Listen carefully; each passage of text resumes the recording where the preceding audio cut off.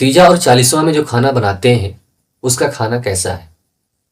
فتاوی رضویہ آپ دیکھ سکتے ہیں، جلد نمبر 9 اور صفحہ نمبر لگ بھگ 63 64 65 66، اس طرح سے کئی پیج میں کئی فتوے موجود ہیں، پورا باب موجود ہے، اعلیٰ حضرت رضی اللہ تعالیٰ نے لکھا ہے۔ اس میں یہ بھی ہے کہ ایک شک ہے ناجائز کی بھی اور دوسری شک ہے جائز کی بھی۔ بس یوں کہہ لیں کہ انما الاعمال بالنیات، کہ اعمال کا دار و مدار نیت پر ہے۔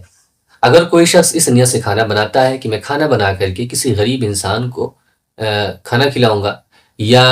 مرنے والے کے نام اصالِ ثواب کروں گا، اور اصالِ ثواب کرنے کے بعد ظاہر سی بات ہے کھانا بنا ہوا تو کسی نہ کسی کو کھلانا ہے، تو کھانا کھلانا جائز ہے، ورنہ ناجائز ہے۔ لیکن اس کتاب میں کیا لکھا ہے تھوڑا سا ہم پڑھ لیتے ہیں، بہت زیادہ ہے، زیادہ نہیں بس مختصر میں پڑھوں گا۔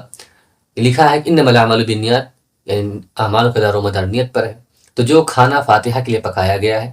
بلاتے وقت اسے، یا یوں کہہ لیں کہ بہت سارے لوگ کہتے ہیں کہ بلانے کے لیے کیسے بلایا جائے کہ نہ بلایا جائے، کیسے دعوت دیا جائے نہ دعوت دیا جائے، تو بلاتے وقت اسے بلفظ دعوت تعبیر کرنا اس نیت کو باطل نہ کرے گا۔ جیسے کسی نے اپنے محتاج بھائی بھتیجوں کو عید کے کچھ روپے دیا اور اس نیت سے دیا کہ وہ زکوٰۃ ہے، لیکن زبان سے وہ عیدی کا نام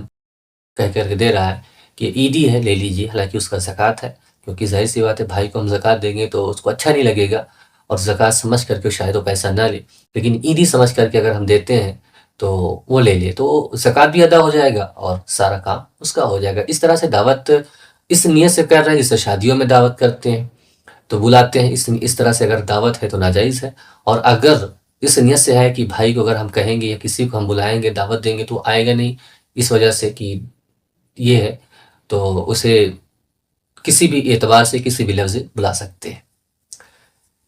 لیکن جسے مقصود ہی نہ ہو، یعنی سال ثواب مقصود نہ ہو، بلکہ دعوت و مہمانداری کی نیت سے پکائے، جیسے شادیوں کا کھانا پکاتے ہیں، تو اس سے بے شک ثواب سے کچھ علاقہ نہیں ہے۔ نہ ایسی دعوت شرع میں پسند، نہ اس کا قبول کرنا چاہیے، کہ ایسی دعوتوں کا محل شادیاں ہیں نہ کہ غمی۔ دیکھیں خوشی کے موقع پہ دعوت دی جاتی ہے، نہ کہ غم کے موقع پہ کسی کو دعوت دی جاتی ہے، تو ظاہر سی بات ہے یہ تو کوئی مر جا رہا ہے تو کوئی خوشی تو ہے نہیں، یہ تو غم ہے۔ جب غم ہے تو غم کے وقت پہ کوئی دعوت نہیں ہے، لہذا علماء فرماتے ہیں کہ بدعت سیاح ہے،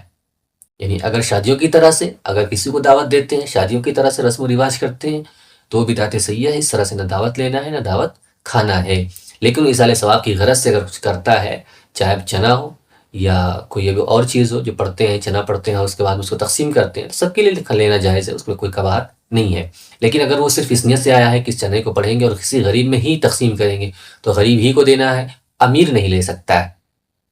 تو ایصال ثواب کی غرض سے چاہے ہم کھانا بنائیں، بریانی بنائیں، سالن بنائیں، دال بنائیں، روٹی بنائیں، سبزی بنائیں، کچھ بھی بنائیں، اللہ جو توفیق دے اس کو ایصال ثواب کرنے کے بعد، فاتحہ دلانے کے بعد، اب جس کو وہ چاہتا ہے وہ کھلا سکتا ہے، لیکن افضل یہ ہے کہ غریب لوگوں کو ہی کھلائے، کیونکہ غریب لوگوں کو کھلانا زیادہ بہتر ہے، ورنہ تو امیر لوگوں کا ویسے بھی پیٹ بھرا ہے تو اس میں کم ثواب ہے، افضل غریب لوگوں کو کھلانا ہے۔